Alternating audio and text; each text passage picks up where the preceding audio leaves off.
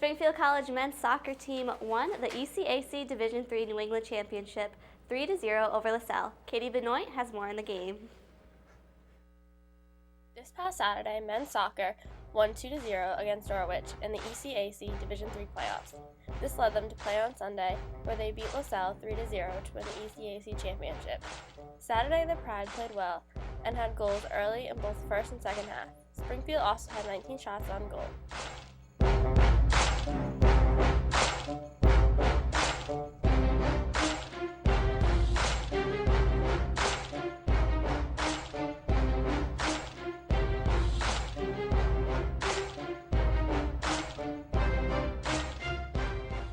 For SCTV3, I'm Katie Benoit. The Springfield College men's basketball team dominated Western New England University in their season opener on Tuesday. The Pride came out on fire, winning their fourth straight home opener and scoring 28 points inside the paint in the second half, after scoring only 8 in the first half. Nick Sinkowitz had a career high of 21 points, Robbie Burke added 16 points, and Sean Martin had 5 assists. The Pride will travel to Elms tonight to take on the Blazers at 7. The Springfield College football team beat WPI this past Saturday, 35-21. The win advanced the Pride into the ECAC Division III North Atlantic Championship Bowl. Jack Hamilton has more in the game. Let's check it out. On Saturday, the Springfield College football team faced Worcester Polytechnic Institute, or WPI for short. Springfield College won a close game against a very good opponent. A fumble recovery from a muffed punt return set up the Pride for the first touchdown of the day by freshman running back Christian Rodriguez. This score made it 7-0 early in the first quarter. Sophomore quarterback Jonathan Marrero had the second touchdown from a long run up the middle, making the score 14-0.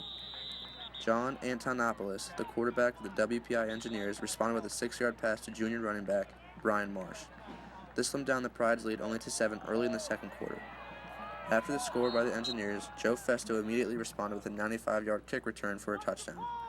While down 21-7, Antonopoulos threw another touchdown to senior wide receiver Ehab Hamden.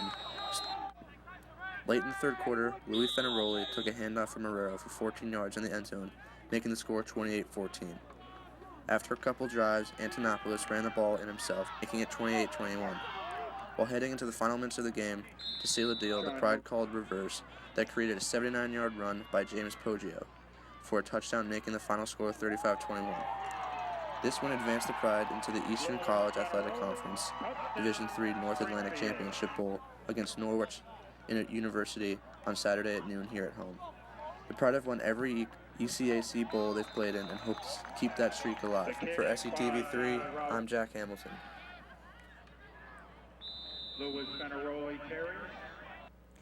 Well, last night, the first blockbuster of the MLB offseason occurred between the Texas Rangers and the Detroit Tigers. The Tigers sent star first baseman Prince Fielder and his big contract to Texas for the second baseman Ian Kinsler. The blockbuster deal opens up a spot in Texas for a run at free agent Robinson Cano, while the deal gives Detroit a second base solution and money opens up a lot of money.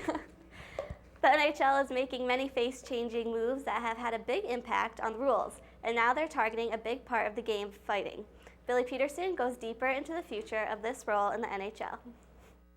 There are many long-standing and ongoing traditions in the National Hockey League. One of the more exciting aspects of the sport is seeing two heavyweights drop the mitts and slug it out. However, sparked by a senseless brawl in a recent Capitals-Flyers game, general managers have gotten together in the past week to discuss the role of fighting in the game of hockey. Just 5 years ago, a shoulder hit to an opposing player's head would not be penalized. Now it can get you ejected from the current game and suspended for future contests. Some scientific tests are showing that the force of a fist to the face is more impactful and can lead to an enhanced risk of a concussion than a shoulder or an elbow can. Also, fighting has been down 20.5% this season as opposed to last. Part of that has to do with the NHL mandating that new players must wear visors on their helmets. League rules penalize those who take their helmets off first to instigate a fight and those who fight with the visor on. Remember when fights used to occur every other game? Well, now, according to the USA Today, roughly 65% of all games this season have not been interrupted by a fight, a 7-year high. In the 1980s, 50% of players had a fighting major by the end of the season. Each decade, that number has slowly dropped, and though it's early, only 17% of all players have gone toe-to-toe this season. General managers around the league have varying opinions on fighting in the game. However, 98% of all players are still in support of it, which says a lot, and there's only so much the league can do. I would not like to see fighting taken out of the game, nor would most fans, I believe. Players' safety is important, and the league does need to protect its players, but to a certain extent. In the right place and time, if two guys have been getting under each other's skin all night, why not let them go? We'll have to wait and see how the NHL handles this situation. That's all for now. Next time, I will look at the biggest surprises and biggest disappointments of the NHL season thus far. For SCTV3, I'm Billy Peterson.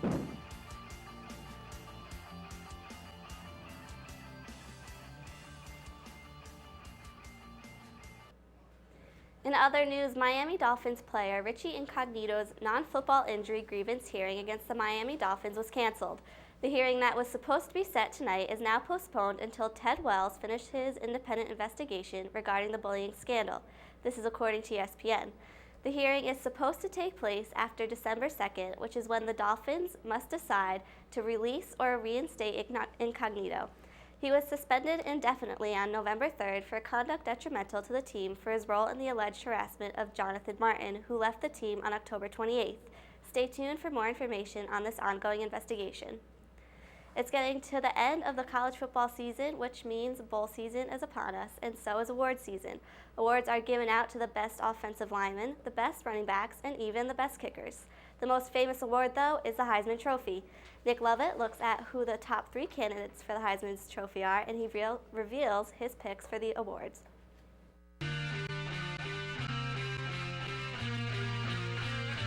The college football season is coming to an end, and as the games grow more and more important, the Heisman race starts to heat up. The top 3 candidates for this year are Jameis Winston from Florida State, Marcus Mariota of Oregon, and Johnny Manziel from Texas A&M. The frontrunner right now in the expert polls is Jameis Winston, and rightfully so, as he has lit up the college football world this year. In the beginning of the season, experts were wondering how Florida State was going to replace E.J. Manuel, who was drafted in the first round of the NFL draft by the Buffalo Bills. For a while in Tallahassee, there was a quarterback competition. That's when Winston stepped in and not only won the job, but the spotlight of the nation. Winston's stats of this year have been off the charts. Winston's stats are as follows: 185 of 261 passing for 2,938 yards, 28 touchdowns, and 7 interceptions. Winston also has 3 rushing touchdowns to go along with his passing stats. The former Heisman frontrunner, who may or may not be my favorite, is Marcus Mariota, the quarterback from Oregon. Mariota is a redshirt sophomore who is the nation's best statistical passer. Mariota has thrown for 2,819 yards, 25 touchdowns, and no interceptions. That's right, Mariota still has not thrown an interception yet this season.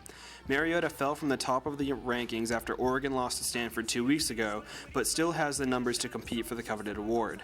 Mariota also has been dealing with a sprained knee in the past weeks, including in the loss to the Cardinal. If the Ducks win out, including if they win the Pac-12 championship, Mariota may very well be holding the trophy come December.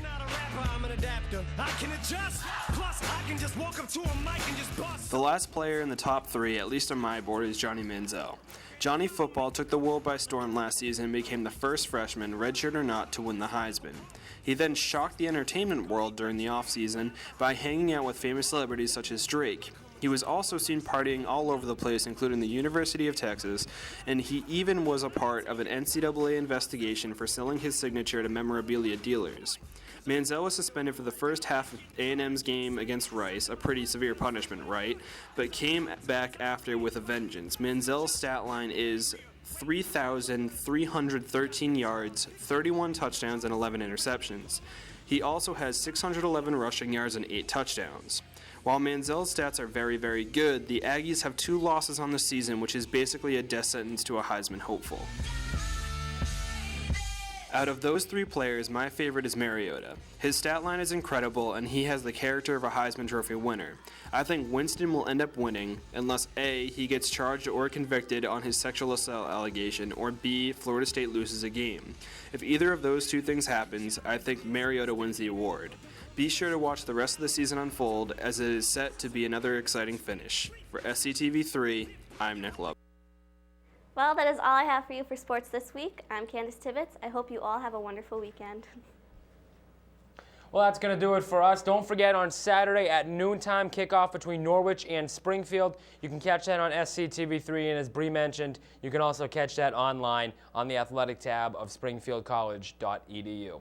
For the tremendous staff behind the scenes, including Nick Lovett, who's right behind me, and of course we have Candace, Kyle, and Katie, and of course Bree Hill, how could we forget? That's going to do it for us. Enjoy the holiday, and we'll see you in 2 weeks.